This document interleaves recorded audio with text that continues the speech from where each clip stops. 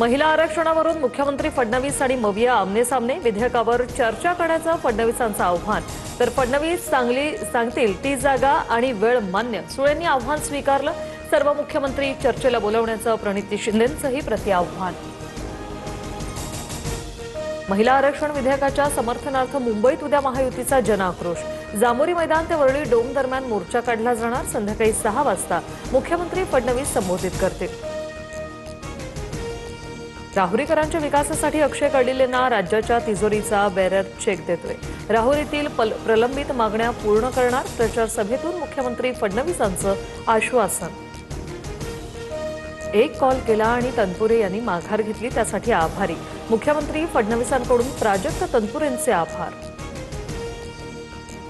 जिल्हा परिषद अध्यक्ष कोणीही झाला तरी जनतेच्या मनातील जिल्हा परिषद अध्यक्ष हा शिवसेनेचाच. साताऱ्यातील सभेतून शिंदेंचा भाजप नेत्यांवर निशाणा. साताऱ्याचे एसपी तुषार दोशींची साताऱ्यातून सांगलीमध्ये बदली. निखिल पिंगळे साताऱ्याचे नवे पोलीस अधीक्षक असणार. झेडपी अध्यक्ष निवडीवेळी तुषार दोशींवर मंत्री शंभूराज देसाईंनी धक्काबुक्की केल्याचा आरोप केला होता. आम्ही ओबीसी नाही हे अजून कोर्टानं सिद्ध केलेलं नाहीये. बनावट जात प्रमाणपत्र दिल्याचे आरोप चुकीचे. एमआयएम नगरसेविका सेहर शेखकडून स्पष्ट. वानखेडे स्टेडियमवरील उपस्थितांच्या पत्रकारांच्या प्रश्नावरून सेहर शेख भडकल्या.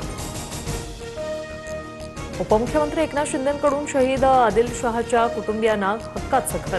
उद्या आदिलच्या कुटुंबाला चावी सुपूर्द करणार. पहलगाम हल्ल्यात दहशतवाद्यांना रोखताना आदिल शहाचा मृत्यू.